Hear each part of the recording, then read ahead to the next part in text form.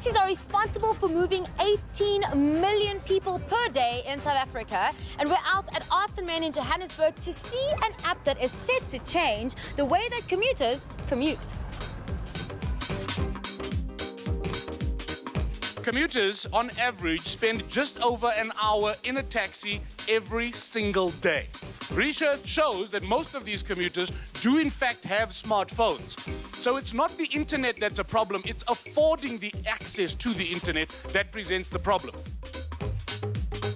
Bonesile, so Moova is here, it is underway. What does this mean for the taxi industry? This is almost a revolution because here you are looking for the benefits where the taxi operators will be benefiting from the Moova app, as well as the commuters. For the first time, they will be able to benefit because there will be specials that are run through the app after they've registered, and they will be able to take advantage of these. But then the brands are also benefiting in a sense that now they will have a captive audience that they are able to market to. But then using technology and introducing it into the taxi industry, you will have a route-specific type of branding, as well as ensuring that those commuters traveling on that route will see the specials that are run by the retail stores in that route. Now you said it's almost revolutionary, and I just think you should claim it as being revolutionary because you've also got a lot of benefits for your commuters. Absolutely. Tell me more. Absolutely. So the benefit for the commuters is, number one, after they've registered the app and they are part and parcel of the app, there are three elements of the app. There's the entertainment, where they can download music, they can download movies, as well as there's the surveys, where they will be able to participate in surveys which maybe brand companies are looking for, or it could be surveys where transport is looking for the type of commuters that are using the taxi vehicle. But then thirdly, it will be the branding or the specials that retails are running, where people will be able to pick up, for an example, if there is a Checkers on the route that they are traveling on, if there is a special from Checkers, they will be able now to make their decision and choices based on specials that they can get, as well as being able to redeem those specials. And this revolution enables the brands to see which mode of transport that has got the feet onto the store, and they will be able to look at, in revenue terms, what impact has their adverts or the campaigns have managed to get in terms of revenue going into their own stores, retail stores. Wow, you really are changing the way that people commute and the package that they use. So what else excites you, and how is this product actually going to evolve technically? So the excitement that we have about this, irrespective whether there is or there is no load shedding, the content that you download in a taxi is a content that is Wi-Fi based, and you are not using any of your airtime. So it's a free content. But then it allows you, when you get home, to be able to go through that content. So you can read the news, you can watch your soapies, you can watch the games if you want to watch the games, and you can still play the music if you have downloaded music. So this gives an intimate interaction between the commuter or the consumer with the products and the brands that we interact with. Now, also when I think about taxis and I think of general perception, sometimes there's such a stigma and sometimes a very weird feeling. Do you really look at this as being something positive and that will change the way we look at commuting and taxis particularly? Irrespective of what the perceptions may have been, and some of those perceptions, one could find reasons that maybe people would claim for. The taxi industry contributes about 40 billion into our GDP. We transport about 18 million South Africans a day. And the taxi industry is bigger than all other land-based public transport services. It transports about 68.8% of South Africans. So this is an important mode of transport.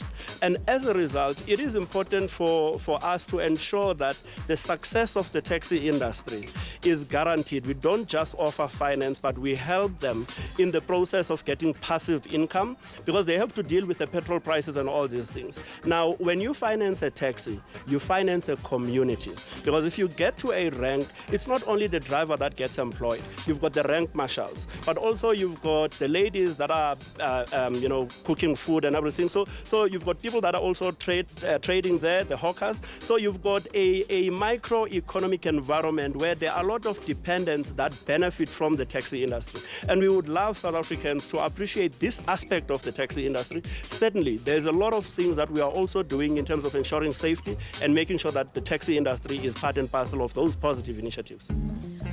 Well, so much so for movers and shakers. This just turned it up a whole notch. In terms of the taxi owners, they are going to love it because having a mover on board and becoming a mover taxi is definitely going to make them a preferred supplier.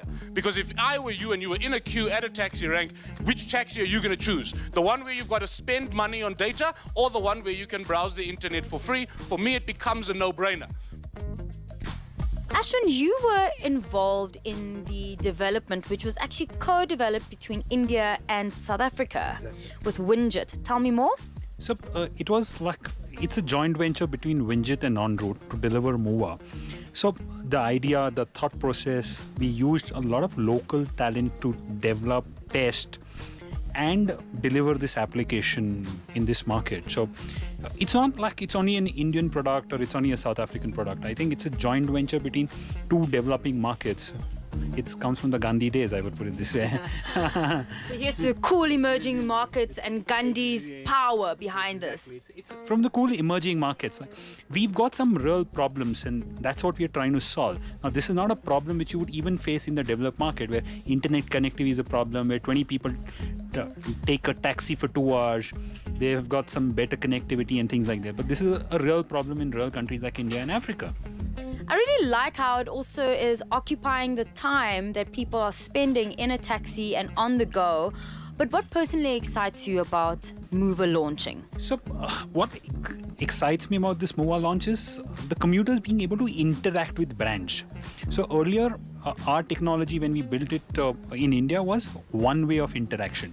But what we realized in Africa is when we got in, people were able to interact continuously in every day. So example, you had people completing a survey on day 1, people had completing a competition on day 2.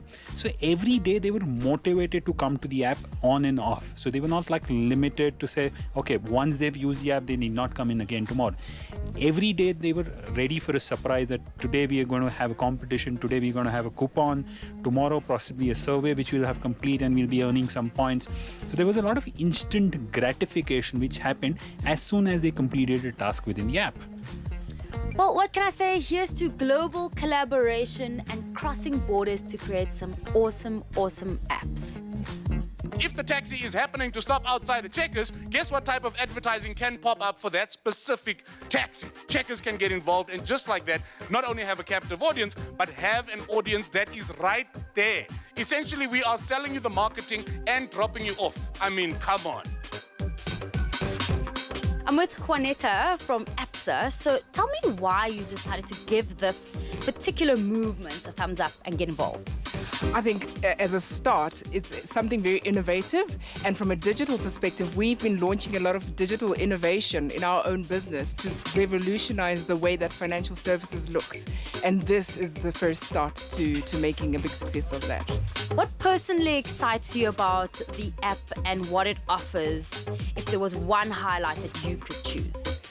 For me, the one highlight is the fact that we are actually giving back to people who really need the free access. I mean, if I can take myself as an example, using data on a day-to-day basis is quite a pricey exercise. So in this case, we're basically providing free Wi-Fi, free content, and you can actually download and actually read the material in the comfort of your own home. So I think that is really awesome. So true, because I think data has become even more precious than airtime these days. Speaking of which, that goes to financial planning, which is also something that APSA is growing more and more every day. And is that growing in a digital way as well? Most definitely. So with the Moova app in particular, we will be streaming more content that is aligned to financial services. So for example, if it's tips around how do you save, that's the type of content that we'll be streamlining. And this will enable consumers or commuters to become more financially savvy and well educated around what it is that they can do with the financial solutions that are offered in the market. Well, not only one, but I'd say 2 thumbs up to APSA for actually getting on board and making this all possible.